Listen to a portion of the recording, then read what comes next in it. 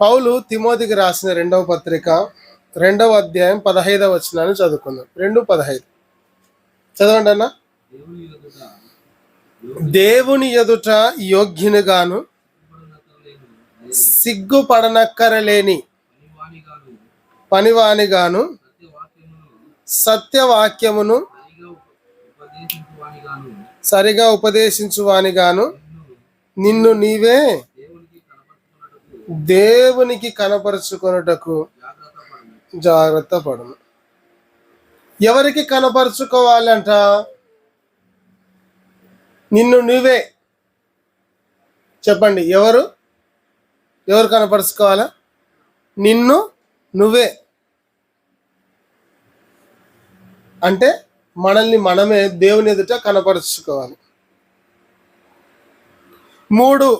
మూడు మాటలు చెప్పాడు పౌలు ఇక్కడ. ఆమె జాగ్రత్త వినాలి. ఎన్ని మాటలు చెప్పినాడు?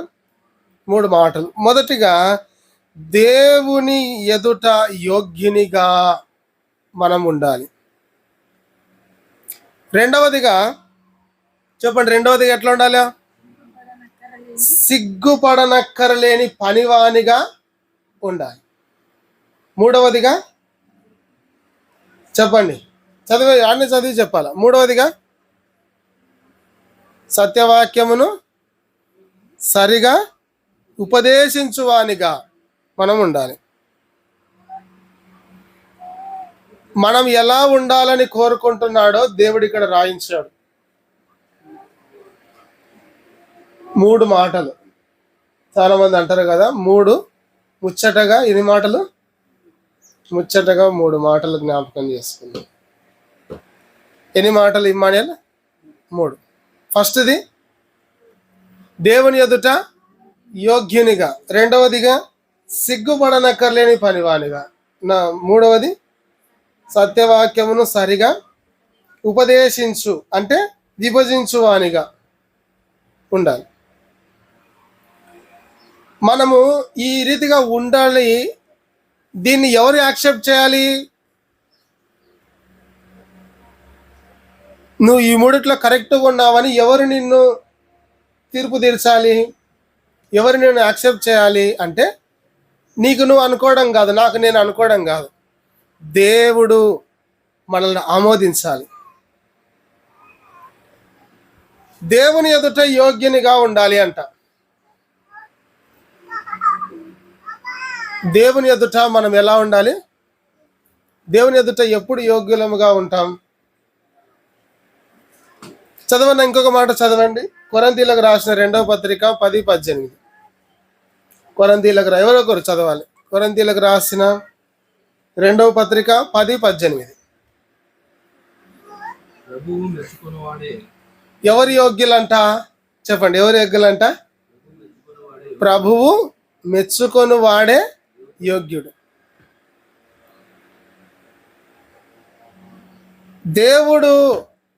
దేవుని ఎదుట మనం ఎప్పుడు యోగ్యులముగా ఉంటామంటే, దేవుడు మెచ్చుకునేటట్లు మనం ఉండాలి. ప్రభువు మెచ్చుకొని వాడే యోగ్యుడు.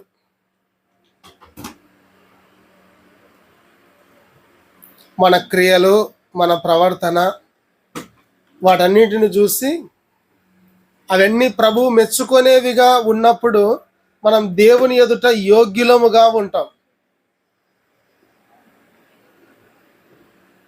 దేవుని ఎదుట యోగ్యులముగా ఉంటాం. దేవుడు మనల్ని చూసి ఏం చేయాలంట? మెచ్చుకునే వారిగా మనం ఉండాలి. దేవుడు మనల్ని చూసి ఏం చేయాలా? చెప్పండి, ఏం చేయాలా? మెచ్చుకోవాలి. మనం ఎవరిని మెచ్చుకుంటాం? ఇప్పుడు స్కూల్లో ఒక స్టూడెంట్ ఉన్నాడు అనుకోండి, ఒక 30 మంది పిల్లలు ఉంటారు. 30 మందిలో టీచర్ ఎవరిని మెచ్చుకుంటుంది? లేట్ కమర్స్ని మెచ్చుకుంటుందా?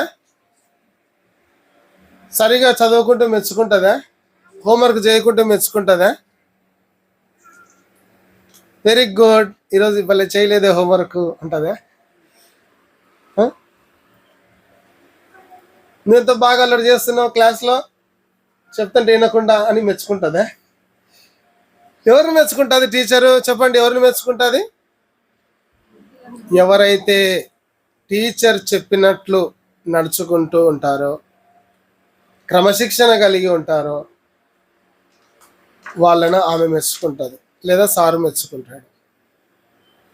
ఇప్పుడు దేవుడు మెచ్చుకొని వాడే యోగ్యుడు, తను తాను మెచ్చుకొని వాడు యోగ్యుడు కాదు. దేవుడు నిన్ను మెచ్చుకుంటున్నాడా? ఈరోజు మనం గడిచిన వారంలో మాట్లాడిన మాటలను దేవుడు మెచ్చుకుంటాడా? నిన్ను నువ్వే మా లోపల ప్రశ్న వేసుకో, సమాధానం చెప్పుకో. గడిచిన వారంలో మనం చేసిన పనులను దేవుడు మెచ్చుకుంటున్నాడా లేదా?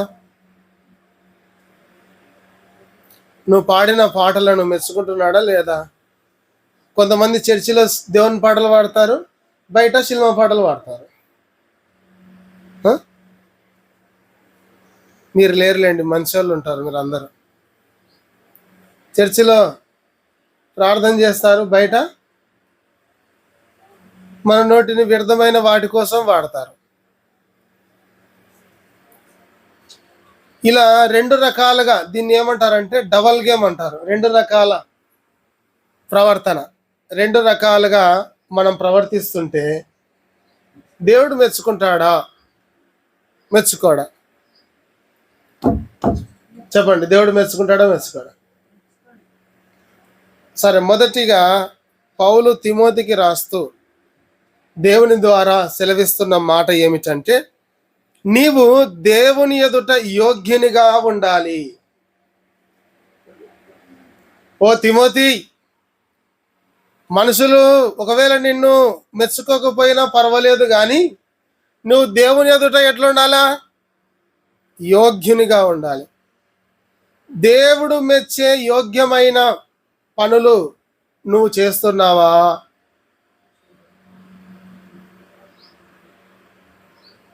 ఇప్పుడు అది మనం ప్రశ్న వేసుకోవాలి. ఎవరు యోగ్యులంట చెప్పండి? దేవుడు మెచ్చుకొని వాడే యోగ్యులు. నిన్ను చూసి దేవుడు ఏం చెప్పాలా? వెరీ గుడ్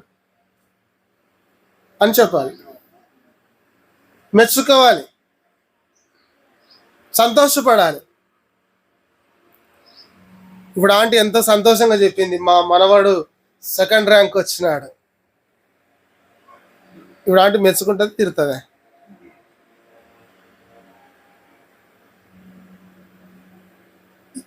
సంతోషపడతారు. తల్లిదండ్రులు సంతోషపడే పనులు చేస్తే పిల్లలను తల్లిదండ్రులు మెచ్చుకుంటారు. దేవుడు నిన్ను మెచ్చుకోవాలంటే దేవుడు సంతోషపడే పనులు నీవు చేయాలి. ఏం చేస్తావు? ఏం చేయాల్సిన పనిలే, బైబిల్ అనేది చేస్తే చాలు. దేవుడు చేయమనేది చేస్తే చాలు. ఆయన ఆజ్ఞలు పాటిస్తే చాలు.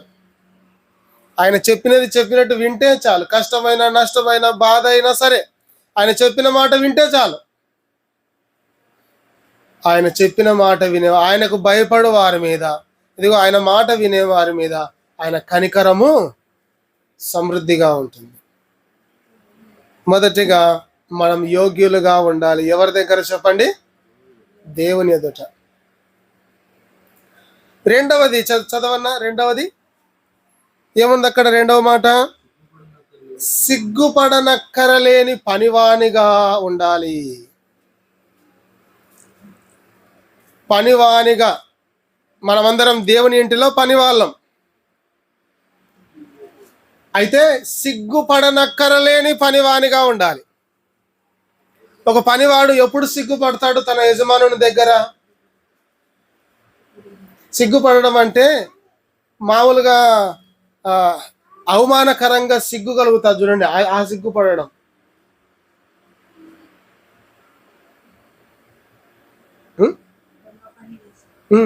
తప్పు చేసినప్పుడు సిగ్గుతో తలదించుకున్న అంటారు చూడండి, అట్లా సిగ్గుపడడం. ఒక పనివాడు ఎప్పుడు సిగ్గు కలుగుతుంది? యజమానుని దగ్గర. అంటే యజమానునికి నమ్మక ద్రోహం చేసినప్పుడు, లేదా యజమానుడు చెప్పిన పని చేయకపోయినప్పుడు యజమానుని దగ్గర ఏం కలుగుతుంది చెప్పండి? దేవుడు ఏమంటున్నాడంటే మనము సిగ్గుపడనక్కరలేని పనివానిగా ఉండాలంట.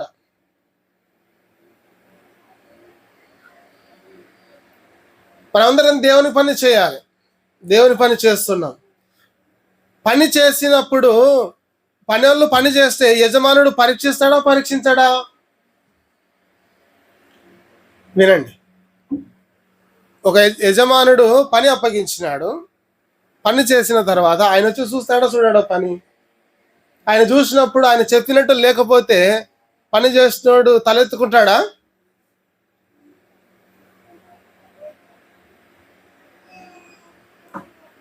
మనం దేవుని పని చేస్తున్నప్పుడు ఇదిగో సిగ్గుపడనక్కర్లేని పనివానిగా ఉండాలంట.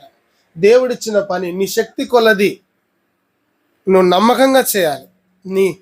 నువ్వు చేసే మామూలు పనైనా కానీ, సంఘంలో చేసే పనైనా కానీ, దేవుని పరిచర్య కానీ నమ్మకంగా చేయాలి. సిగ్గుపడనక్కర్లేని పనివానిగా ఉండాలి. ఒక పనివాడిని చూసి, ఒక బైబిల్లో ఒక మాట రాయబడి ఉంటుంది, మత్తయి సువార్త 25వ అధ్యాయంలో. యజమానుడు పనులను పిలిచి తన కింద తన ఇంట్లో పనివారిని పిలిచి తలాంతులు ఇచ్చి దేశాంతరం పోయాడు. ఆయన వచ్చిన తర్వాత లెక్క అడుగుతున్నప్పుడు 2కు 2 సంపాదించాడు, 3కు 3 సంపాదించాడు. ఒకనికి 5 తలాంతులు ఇస్తే 5 తలాంతులకు 5 సంపాదించినాడు. ఒకనికి 2 తలాంతులు ఇస్తే 2కు 2 సంపాదించినాడు కదా. ఒకడు మాత్రము 1 తలాంతు ఇస్తే అది తీసుకుపోయి ఏం చేశాడంట, గుంతదవి దాన్ని పాతి పెట్టి బూడ్చేసి యజమానుడు వచ్చినప్పుడు మళ్ళా తీసి ఇద్దో నిధి నీకు పట్టు అని ఇచ్చినాడు. వాళ్ళు చూసి యజమానుడు ఏమన్నాడు, సోమరివైన చెడ్డదాసుడా, పని చేయక సోమరివైన చెడ్డదాసుడా, నేను విత్తను చోట కోయివాడనని నన్ను కఠినాత్ముడిగా భావిస్తావా అని వాడు వీన్ని చీకటి గదిలో పాడవేమని దేవుడు చెప్పాడు. అక్కడ ఏడుపు పనులు కొరుకుటయు ఉండదు. నమ్మకంగా పని చేస్తున్నాను ఏమన్నాడు దేవుడు? 21 చదవన్నా, 25-21 మత్తయి సువార్త 25. నమ్మకంగా బలా మంచి నమ్మకమైన దాసుడా, బలా మంచి దాసుడా,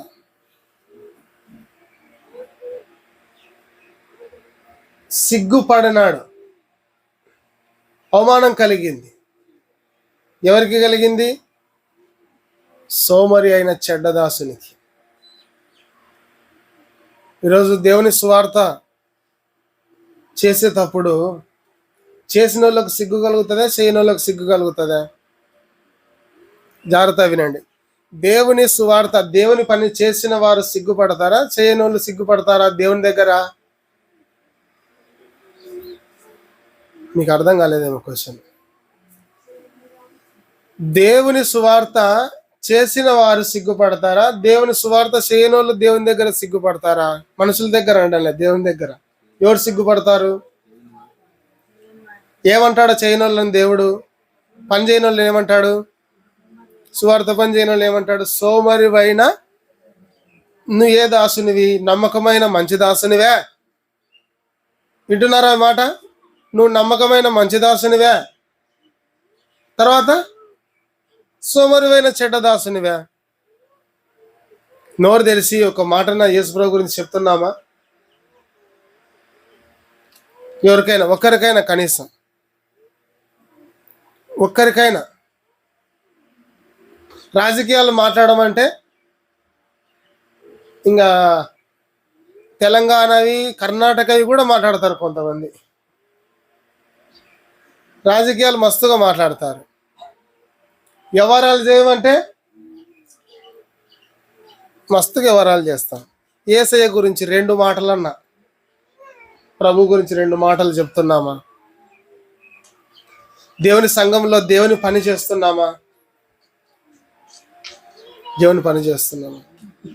దేవుడు అంటున్నాడు, నీకు ఇచ్చిన పని నువ్వు చేసినప్పుడు నీకు సిగ్గు కలగదు. నీ పనులు ఎట్లా ఉన్నాయి? సిగ్గు తెచ్చేదిగా ఉన్నాయా? సిగ్గుపడేటట్లు బ్రతుకుతున్నామా మనం? సిగ్గుపడనక్కర్లేని పనివానిగా మనం ఉండాలంటున్నాడు దేవుడు. సిగ్గుపడనక్కర్లేని పనివాడిగా ఉండాలి. ఫస్ట్ ఏమిటి చెప్పండి? దేవుని ఎదుట యోగ్యునిగా ఉండాలి. ఎప్పుడు ఉంటాం దేవుని ఎదుట యోగ్యునిగా? దేవుడు మెచ్చుకునే వాళ్ళే యోగ్యులుగా ఉంటారు. దేవుని మాట విన్నప్పుడు దేవుడు మనల్ని మెచ్చుకుంటాడు. రెండవది, సిగ్గుపడనక్కర్లేని పని. ఎవరికి సిగ్గు కలుగుతుంది అంటే పని చేయడానికే సిగ్గు కలుగుతుంది, పని చేయడానికి సిగ్గు కలగదు. అయితే పని చేసేవారు జాగ్రత్తగా భయభక్తులు కలిగి చేయాలి. ఉదర చేయకూడదు, ఉదర పనులు చేయకూడదు. ఎట్లా చేయాలా? నమ్మకంగా, జాగ్రత్తగా, భయభక్తులతో మనం పని చేయాలి. 3వ మాట చదవన్నా. నీళ్ళు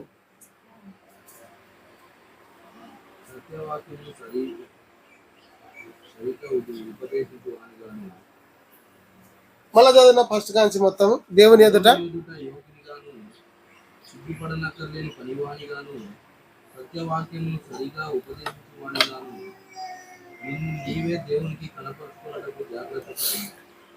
తర్వాత 3వ మాట ఏమిటంటే సత్యవాక్యమును సరిగా ఉపదేశించువానిగా లేదా విభజించువానిగా ఉండాలి. వాక్యాన్ని సరిగా అర్థం చేసుకునే వాళ్ళుగా మనం ఉండాలి. ఎలా ఉండాలంట? వాక్యాన్ని సరిగా అర్థం చేసుకునే వారిగా మనం ఉండాలి. వాక్యం ఒకటి చెప్తుంటే వీళ్ళకి ఒకటి అర్థమవుతుంటుంది కొంతమందికి. ఒక ఆయన భార్య భర్తలు కొట్లాడుకున్నారు. వినండి బాగా. ఎవరు కొట్లాడుకున్నారు? భార్య భర్తలు కొట్లాడుకుంటే ఆ అమ్మ వాళ్ళ ఇంటికి పోయింది. ఈ అన్న మాట్లాడతా యాసిరికి వచ్చి, ఎంతకాలం అన్నా ఇంకొక దాన్ని చేసుకుంటా నేను అంటున్నాడు. ఏమంట? ఏం అట్లా మాట్లాడుతున్నావు అంటే, దావీదు కూడా చేసుకోనిలే. ఎవరంట? నేను చేసుకోమని చెప్పినాడు దేవుడు. వాక్యం చూపించే పాపం చేసేటోళ్ళు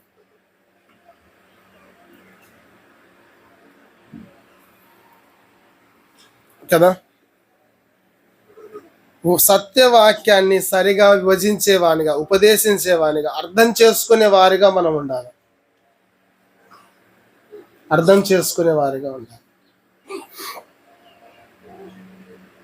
వాక్యాన్ని ఇంతకు సరిగా అర్థం చేసుకుంటున్నావా మనం? వాక్యం అర్థమవుతుందా? ఒక మాట చదువుదాం. 2వ పత్రిక, పేతురు రాసిన 2వ పత్రిక 3వ అధ్యాయము 15వ వచనాన్ని చదవన్నా. 3:15. మరియు మన ప్రభు యొక్క దీర్ఘశాంతము రక్షణార్థమైనదని ఎంచుకొనుడి. దేవుని దీర్ఘశాంతము, వినండి మాట. దేవుడు క్షమిస్తున్నాడు, కరుణిస్తున్నాడు, కృప చూపిస్తున్నాడు, కనికరిస్తున్నాడు. అంటే మనం ఎన్ని తప్పులు చేసినా దేవుడు మన మీద ఉగ్రత చూపించకుండా ఉన్నాడు అంటే ఎందుకని? మనం మారాలి, రక్షించబడాలి, బాగుపడాలని. అంతేగాని ఇష్టానుసారంగా ఇంకా పాపము చేస్తూ జీవించాలని కాదు కదా.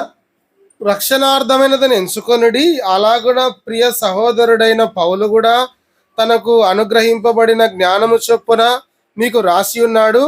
వీటిని గూర్చి తన పత్రికలన్నిటిలో బోధించుచున్నాడు. అయితే వాటిలో కొన్ని సంగతులు గ్రహించుటకు కష్టమైనవి. వీటిని విద్యా విహీనులు, అస్థిరులైన వారు తక్కిన లేఖనమును అపార్థము చేసినట్లు తమ స్వకీయ నాశనమునకు అపార్థము చేయుదురు. అపార్థము చేయుదురు పైన 1 నెంబర్ ఉంది కదన్నా, కింద చదవండి. ఏముంది అక్కడ? వక్రముగా త్రిప్పుదురు. వక్రముగా తిప్పుదురు దేన్నంట? వాక్యాలను. దేవుని కృప ఉంది బ్రదర్ మన మీద, దేవుడు ఏం చేసినా మనల్ని క్షమిస్తాడు అని విచ్చలవిడిగా ఇష్టానుసారంగా పాపంలో జీవించే వాళ్ళు ఉన్నారు. వీళ్ళంట వాక్యాన్ని వక్రంగా తిప్పుకొని తమ స్వకీయ నాశనాన్ని కలగజేసుకుంటారంట. ఎవరి నాశనం చేస్తారు చెప్పండి? తమ్మును తామే నాశనాన్ని కలగజేసుకుంటారు. సత్యవాక్యాన్ని సరిగా ఉపదేశించువానిగా, విభజించువానిగా, అర్థం చేసుకునేవానిగా మనము ఉండాలనేది దేవుని చిత్తం. అర్థమైన ఈ మాటలు? వాక్యాన్ని వాక్య ప్రకారం అర్థం చేసుకోవాలి. వాక్యానుసారంగా మనము గ్రహించుకొని అర్థం చేసుకోవాలి.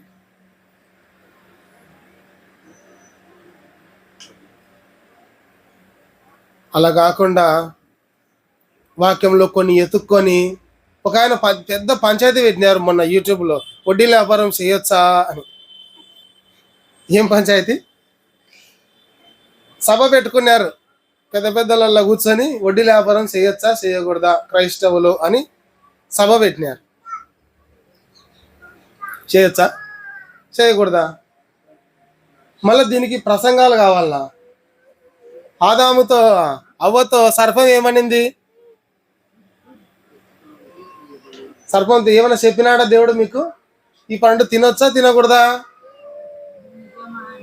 నిజమేనా? తినాకమన్నాడా?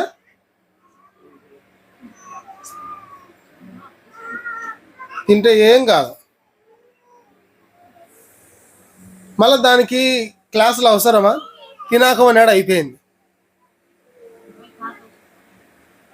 చూడండి, వాక్యాన్ని పట్టుకొని వక్రమంగా తిప్పుకొని వాళ్ళు చేసే పనులకు అనుకూలంగా మార్చుకుంటుంటారు చాలా మంది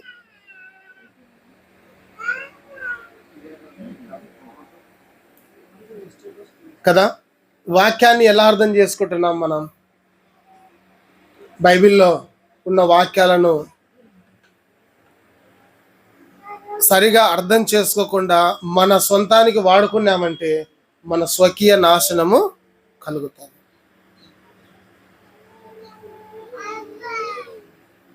ఇంతకు చేయొచ్చునా చేయకూడదా?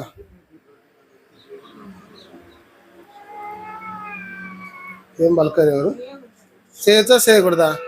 ఇంకా అయిపోయాక టాపిక్. సరే, మంచిది. యెహోవా తన గుడారంలో అతిథిగా ఉండదగిన వాడు తన ద్రవ్యమును ఏం చేయడంట? వడ్డీకి ఇవ్వడని రాయబడింది కీర్తనల గ్రంథంలో.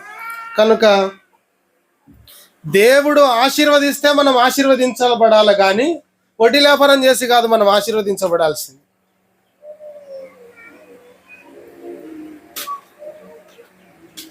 చాలా మంది ఏడుస్తుంటారు, అత్యాశకు పోయి వడ్డీలకి ఇచ్చి మళ్ళీ ఇప్పించుకోలేక. వాళ్ళు తీసుకునేటప్పుడు మంచిగా తీసుకుంటారు, మళ్ళీ ఇస్తారా? ఇంకా అంతా మాకు తెలిసిన ఒక అంకులే 2 లక్షలు 2 లక్షలేమో 5 లక్షలు రూపాయి వడ్డీకో 2 రూపాయల వడ్డీకో ఇచ్చినాడు.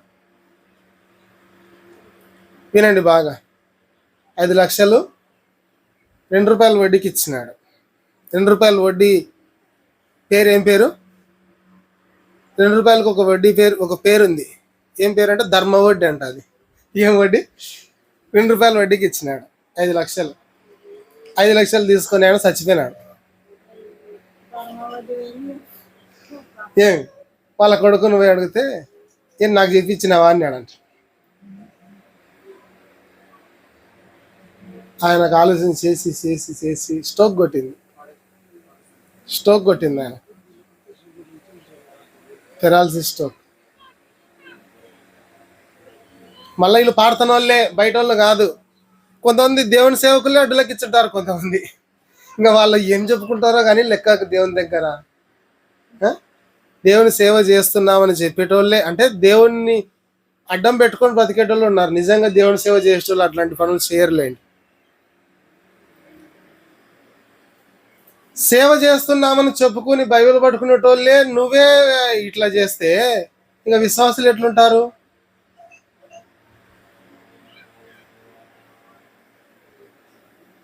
వాక్యాన్ని వక్రంగా నీకు అనుకూలంగా తిప్పుకోకూడదు. వాక్య ప్రకారం మనం బ్రతకాలి.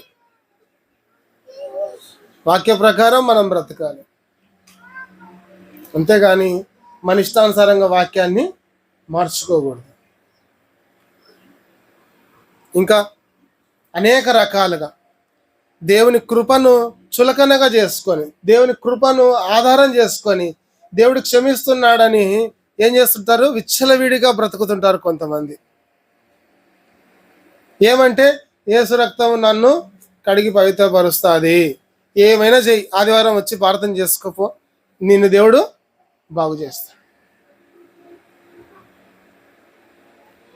దేవుడు బాగు చేస్తాడు లేండి, నేను చేయడం చెప్పడం లే. దేవుడు ఖచ్చితంగా క్షమిస్తాడు, ఖచ్చితంగా బాగు చేస్తాడు, ఖచ్చితంగా దేవుడు కృప చూపుతాడు. అట్లని దాన్ని పట్టుకొని నువ్వు పాపం చేస్తావా? ఆ వాక్యాన్ని పట్టుకొని నీ ఇష్టానుసారంగా బ్రతుకుతావా? ఆ వాక్యాన్ని ఆధారం చేసుకొని విచ్చలవిడిగా బ్రతకడానికి ఆ దేవుడు ఆ మాటలు చెప్పినది. అందుకే రాయబడింది, దేవుని ప్రభు యొక్క దీర్ఘశాంతము రక్షణార్థమైనదని ఎంచుకోండి, పాపం చేయడానికి కాదు. రక్షణార్థమైనదని ఎంచుకోండి. క్రీస్తునందు ప్రియులారా, 3 సంగతులు విన్నాం. మొదటిగా దేవుని ఎదుట మనం ఎలా ఉండాలా? యోగ్యునిగా ఉండాలి. రెండవదిగా సిగ్గుపడనక్కరలేని పనివానిగా ఉండాలి. మూడవదిగా సత్యవాక్యమును సరిగా ఉపదేశించువానిగా ఉండాలి. వాక్యాన్ని ఉపదేశిస్తున్నావా సరిగా? నీ పిల్లలకు వాక్యాన్ని బోధిస్తున్నావా? నీ భార్యకు వాక్యాన్ని బోధిస్తున్నావా? లేదా నీ భర్తకు నువ్వు వాక్యాన్ని బోధిస్తున్నావా? సరిగా ఉపదేశించేవానిగా మనం ఉండాలి. ప్రభునందు ప్రియులారా, వాక్యము నమ్మదగినది. చెప్పండి, వాక్యాన్ని నమ్మితే నీకు నష్టం కలగదు.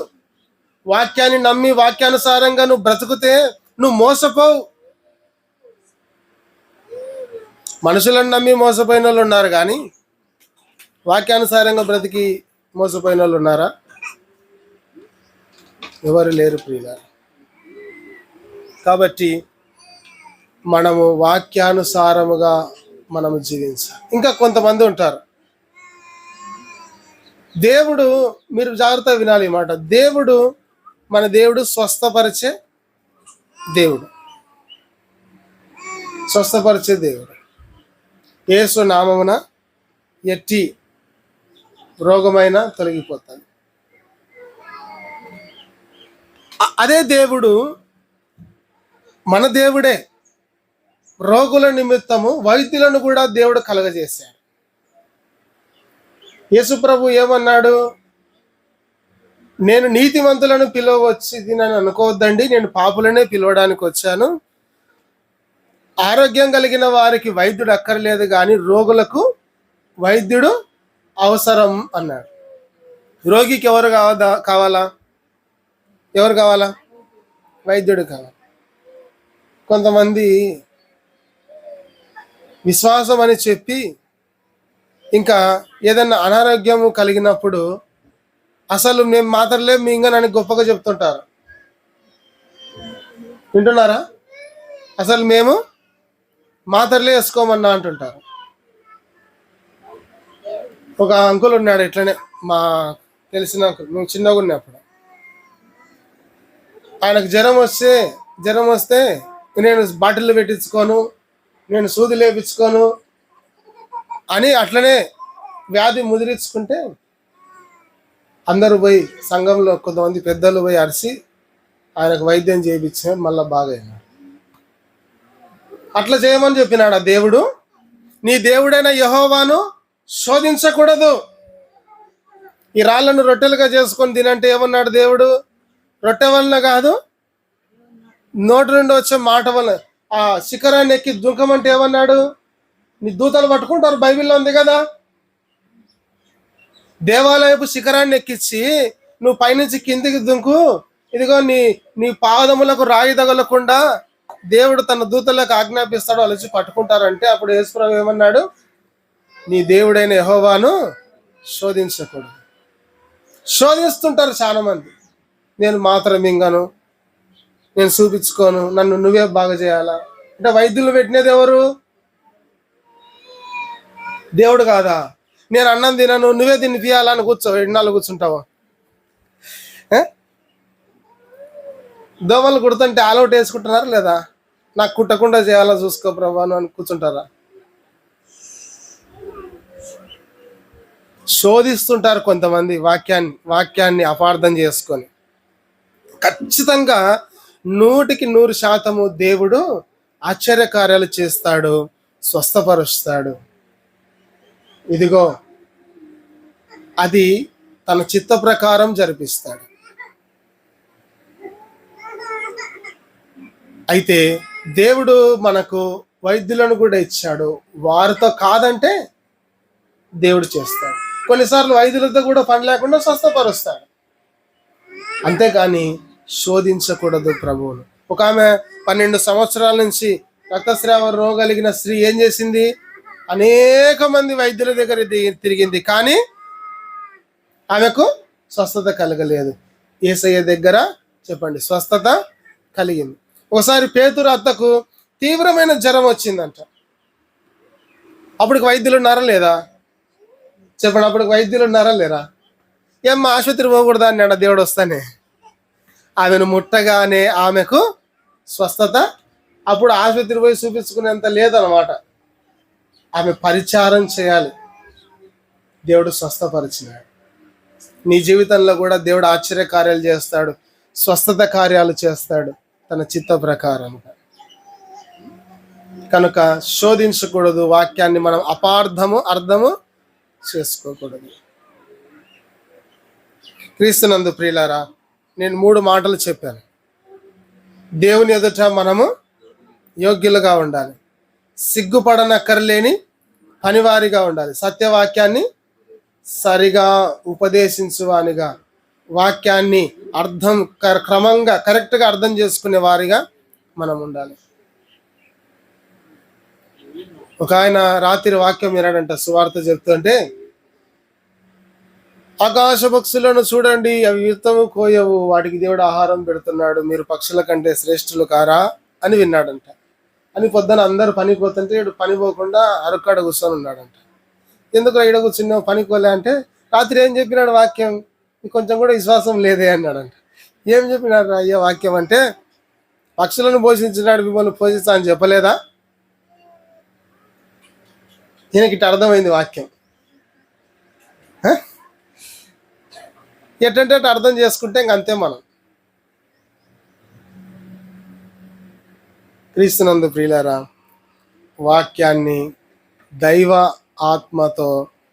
ఆత్మ ప్రేరేపణతో ఆయన సన్నిధిలో భయభక్తులు కలిగి ప్రార్థన పూర్వకంగా చదివినప్పుడు దేవుని సంగతులు దేవుని ఆత్మ ద్వారానే మనకు అర్థమవుతాయి. కనుక పరిశుద్ధాత్మ దేవుని ద్వారా సత్యవాక్యాన్ని మనం అర్థం చేసుకోగలుగుతాం.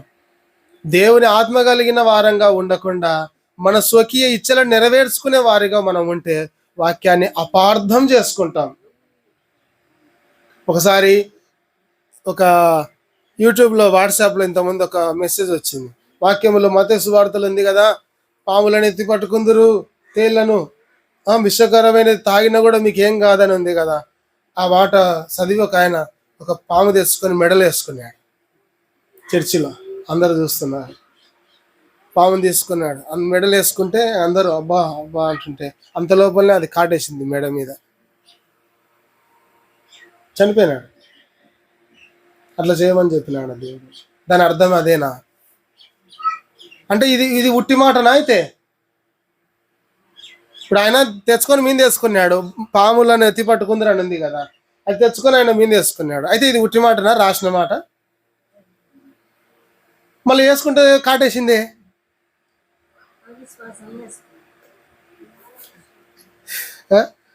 మీకు అర్థం ఏంటంటే ఒక మాట అంటే తెచ్చుకొని మీద వేసుకొని తిరగమని కాదు పాములను దేవుడు చెప్పి. ఒకసారి పౌలు పుల్లలు ఏరుతా ఉంటే, చలి బాగా ఉందని పుల్లలు ఏరుతా ఉంటే, మంటలు ఏనిపోతుంటే ఒక విష సర్పము పౌలును కాటేసింది. చేతిని ఇదిలిస్తే కూడా గట్టిగా ఇదిలిస్తే ఊడి పడిపోయింది. అంత గట్టిగా పౌలును కాటేస్తే అందరు చూస్తున్నారంట. ఇంకా తొందర చచ్చిపోతాడని చూస్తుంటే ఆయనకి ఏం కాలేదంట. అర్థమైనా ఈ మాటలు? అట్లా విషసర్పాల ద్వారా ఏ హాని లేకుండా ఆ పౌలును దేవుడు కాపాడాడు. పౌలు తీసుకుపోయి చూచురాండి కాటేసుకుంటాను చూపిలే.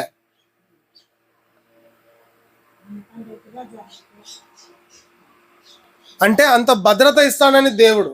మరి ఆ విషసర్పం ద్వారా పౌలు ఏ హాని జరగకుండా బ్రతికినాడు.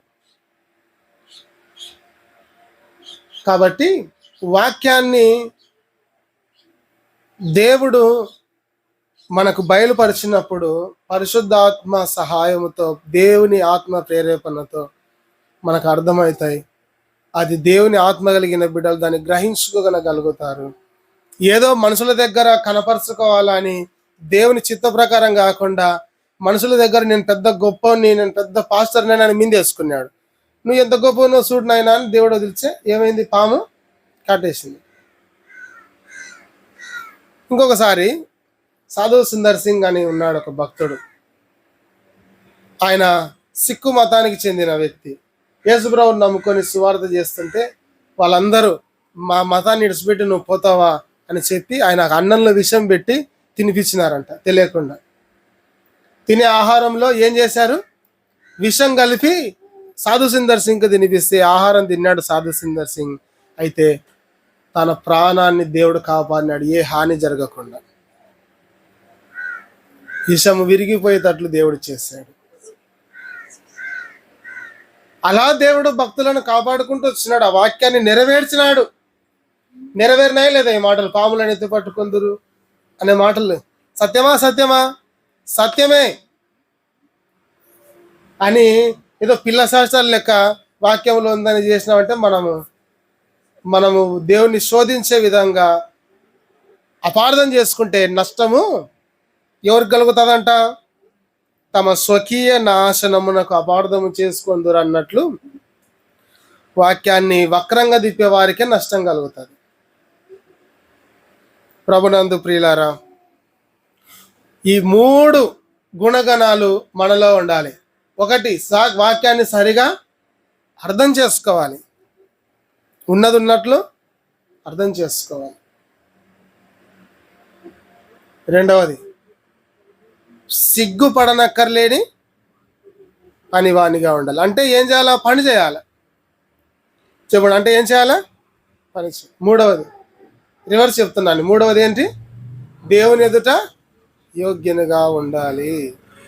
దేవుని ఎదుట యోగ్యునిగా ఉండాలి, సిగ్గుపడనక్కర్లేని పనివానిగా ఉండాలి, సత్యవాక్యాన్ని సరిగా ఉపదేశించువానిగా లేదా విభజించువానిగా మనము ఉండాలి.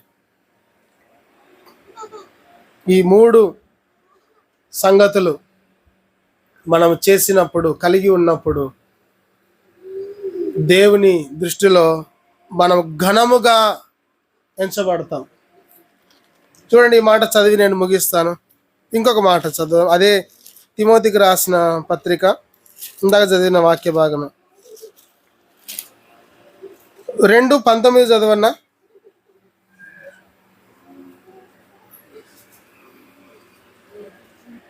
2:19 2వ తిమోతి 2వ అధ్యాయము.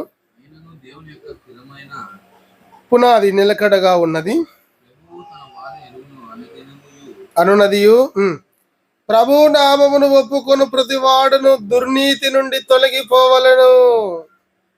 యేసు ప్రభువును నమ్ముకున్న వాళ్ళంతా ఎక్కడి నుంచి తొలగిపోవాలంట? దుర్నీతి నుండి, పాపము నుండి. యేసు ప్రభువును ఒప్పుకొని వాళ్ళందరూ ఈ దుర్నీతి నుండి తొలగిపోవాలి. కదా. మనము దేవుణ్ణి బిడ్డలముగా అని చెప్పుకున్నప్పుడు బిడ్డలకు తగినట్లు బ్రతకాలి. దేవుని బిడ్డలకు తగినట్లు బ్రతకాలి మనం. ఇప్పుడు లోకస్తులు చేసినవన్నీ మనం చేస్తుంటే ఇంక ఎట్లా మనము దేవుని బిడ్డలు అవుతాం చెప్పండి. వినండి ఈ మాట బాగా. లోకస్తులు చేసే పనులన్నీ మనలో కూడా చేస్తూ ఉంటే, వాళ్ళు మాట్లాడినట్టే మనం మాట్లాడుతుంటే, వాళ్ళు చూసేటివే మనం చూస్తున్నాం, వాళ్ళు తాగేటివే మనం తాగుతున్నాం, వాళ్ళు తినేటి వాళ్ళు చేసేటే అన్నీ మనం చేస్తున్నాం. ఇంకా వాళ్ళకు మనకు తేడా ఏముంది?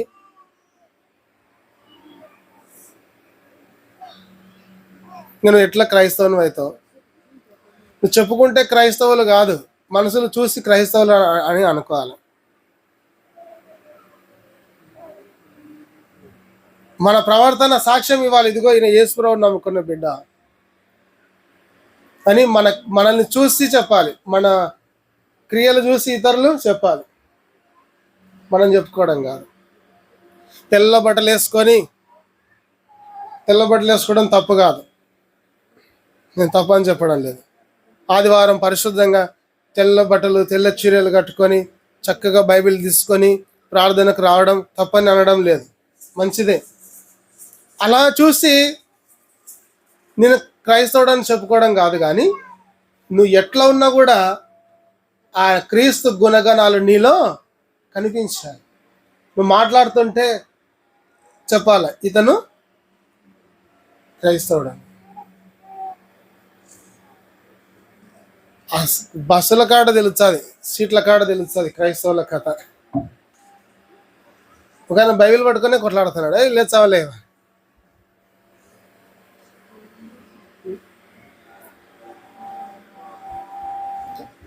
మంచిది, మనల్ని మనము దుర్నీతి నుండి తొలగిపోవాలి, అప్పుడే మనం క్రైస్తవులుగా దేవుడు మనల్ని మెచ్చుకుంటాడు.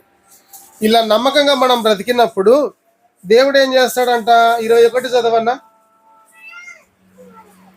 ఎవడైనాను వీటిలో చేరక తను తాను పవిత్రపరుచుకునేలా వాడు పరిశుద్ధపరచబడి యజమానుడు వాడుకొనుటకు అర్హమై ప్రతి సత్కార్యమునకు సిద్ధపరచబడి ఘనత నిమిత్తమైన పాత్ర అయ్యుండును.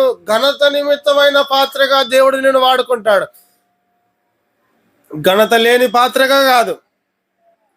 ఘనత నిమిత్తమైన పాత్ర, ఘనత కలిగిన పాత్రగా దేవుని చేతుల్లో ఘనంగా వాడుకోబడతావు. నువ్వు ఘనహీనంగా వాడబడవు, ఘనంగా వాడబడతావు. దేవుని చేతిలో ఒక ఘనమైన పాత్రగా ఉండాలంటే ఏం చేయాలో? మనం దేవునికి యోగ్యులంగా ఉండాలా, సిగ్గుపడనక్కర్లేని పనివారిగా ఉండాలి, వాక్యాన్ని వాక్యముగా క్రమముగా అర్థం చేసుకొని ఉపదేశించే వారిగా మనం ఉండాలి. అట్టి కృప దేవుడు మనందరికి అనుగ్రహించును గాక.